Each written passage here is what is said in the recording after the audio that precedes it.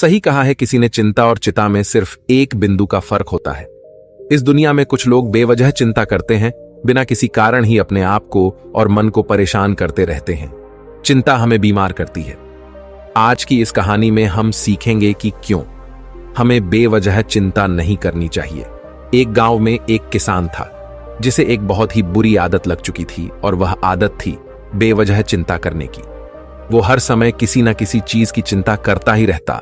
वो हर समय सोचता रहता है कि कहीं मेरे साथ कुछ गलत ना हो जाए, जबकि उसकी जिंदगी में अभी तक सब कुछ ठीक ही चल रहा था। उसके पास एक बड़ा सा खेत था जिसमें अच्छी खासी फसल हो जाती थी। खेती करने के लिए 2 बैलगाड़ियां थीं, एक अच्छा घर था, एक पत्नी और 2 प्यारे बच्चे थे। लेकिन फिर भी वो किसी ना किसी अनहोनी के बारे में सोचकर बेवजह चिंता करता रहता। कभी सोचता कि अगर मेरी फसल में कीड़े लग गई तो क्या होगा, अगर आवारा पशुओं ने फसल को बर्बाद कर दिया तो क्या होगा, अगर सूखा पड़ गया या अत्यधिक बारिश हो गई तो मेरी फसल खराब हो जाएगी। ऐसे ही वो भविष्य की अन्य बातों के बारे में सोचकर बेवजह चिंता में डूब रहा था, जैसे कि कहीं खेती के समय मेरे बैल बीमार ना पड़ जाए, मेरे बच्चों का भविष्य कैसा होगा, कहीं बुढ़ापे में मुझे कोई बड़ी बीमारी ना हो जाए, मेरे बच्चे बुढ़ापे में मेरा ख्याल रखेंगे भी या नहीं, वगैरह वगैरह। अपनी इस लगातार बेमतलब चिंता करने की आदत की वजह से वो आसान और परेशानी नहीं लगता था, और अब उसका किसी भी काम में मन भी नहीं लगता था। उसकी पत्नी ने भी इस बात को अनुभव किया कि उसे बिना मतलब चिंता करने की आदत पड़ चुकी है। उसने उसे कई बार समझाने की कोशिश भी की, तुम बेवजह चिंता करना छोड़ दो, लेकिन उसके समझाने का कोई मतलब नहीं रहा। उसे पता चला कि नगर में एक महात्मा आए हैं जिनके पास सारी समस्याओं का हल है। फिर एक दिन वो उसे लेकर एक बौद्ध भिक्षु के आश्रम में पहुंची। बौद्ध भिक्षु बहुत ही बुद्धिमान और ज्ञानी व्यक्ति थे। किसान और उसकी पत्नी अपनी सारी समस्या बौद्ध भिक्षुओं के समक्ष रख दी। किसान ने कहा, महात्मा, मैं हर समय किसी न किसी बात की चिंता करता रहता हूं। किसान की समस्या को पूरे ध्यान से सुनने के बाद बौद्ध भिक्षु ने कहा, ठीक है, तुम दोनों कल सुबह आना और फिर मैं तुम्हें तुम्हारी समस्या का समाधान बता दूंगा। अगली सुबह जब किसान और उसकी पत्नी बौद्ध भिक्षु के आश्रम में पहुंचते हैं तो देखते हैं कि बौद्ध भिक्षु बहुत ही चिंतित अवस्था में जमीन पर पालथी मारकर बैठे हुए हैं और उनके सामने एक दूध से भरा गिलास रखा हुआ है। बौद्ध भिक्षु बार बार उस दूध के गिलास की तरफ देख रहे हैं और फिर कभी अपना हाथ अपने सिर पर रखते तो कभी जमीन पर वो बहुत ही चिंतित और बेचैन दिखाई पड़ते थे। ये देखकर किसान ने पूछा, महात्मा, आप इतने परेशान क्यों लग रहे हैं? आपके समक्ष दूध रखा है, आप इसे पी क्यों नहीं लेते? महात्मा बोले, मुझे चिंता हो रही है कि कहीं इस दूध को बिल्ली ना पी जाए है। मैं तो यही सोच रहा हूं कि अगर ये दूध खराब हो गया या कोई गंदी चीज इस पे पहुंच गया तो फिर क्या होगा। इतना सुनकर किसान जोर जोर से हंसने लगा। किसान ने हंसते हुए कहा, महात्मा, इसमें इतनी चिंता करने वाली कौन सी बात है? ये दूध ही तो है। अगर इसे बिल्ली ने गिरा दिया, ये खराब हो गया या फिर किसी ने इसे पी लिया तो क्या हो गया?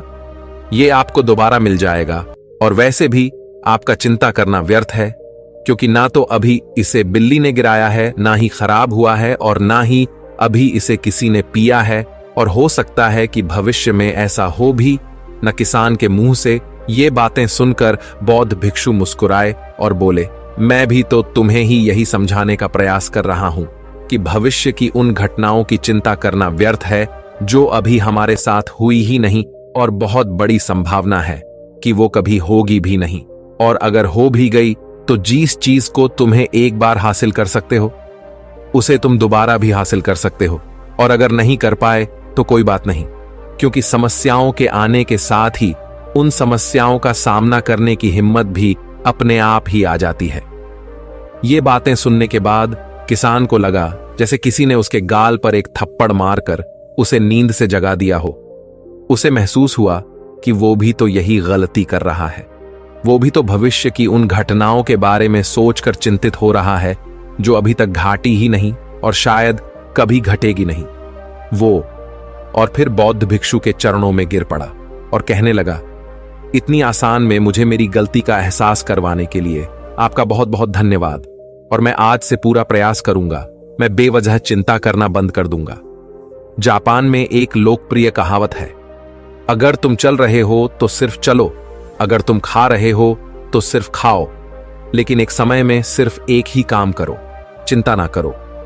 इस लोकप्रिय कहावत के अर्थ ने मुझे हैरान कर दिया था, और सच कहूं तो मुझे ऐसा लगता है कि कहावत के अर्थ में ही वो राज छुपा है, जिससे अगर किसी ने अच्छे से समझ लिया और अपने जीवन में उतार लिया तो वो चिंता के बंधन से ही हमेशा हमेशा के लिए मुक्त हो जाएगा।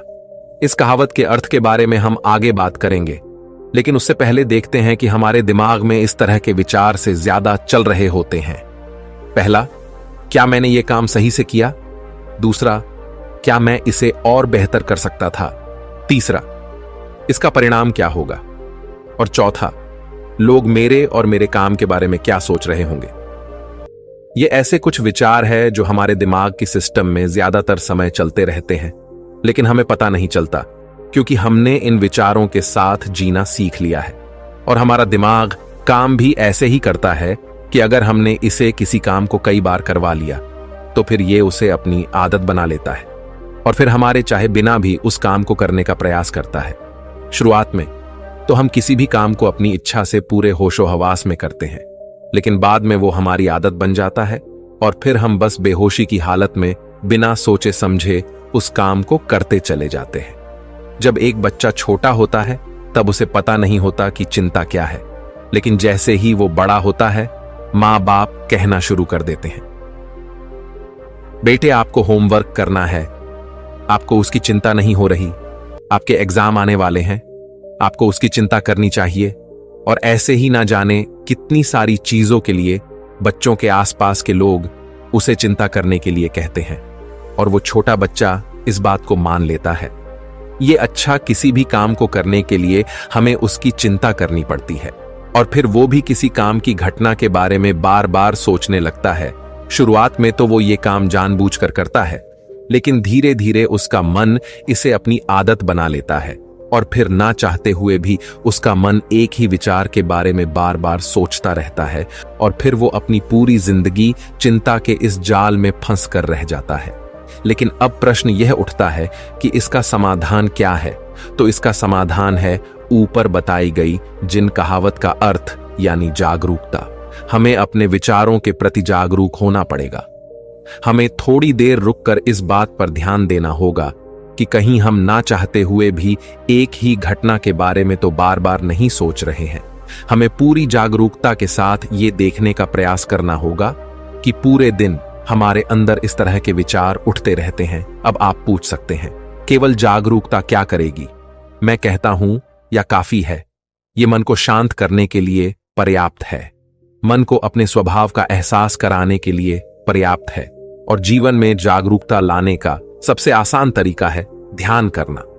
ध्यान करने के दौरान अपने विचारों पर ध्यान देना, और जब आप पूरी जागरूकता के साथ अपने विचारों पर ध्यान देना शुरू कर देंगे, तब आप पाएंगे कि आपके मन में चलने वाले गैर जरूरी विचार एक एक करके अपने आप ही गायब होना शुरू हो जाएंगे, और फिर आप एक आनंदित और शांत जीवन अनुभव कर पाएंगे।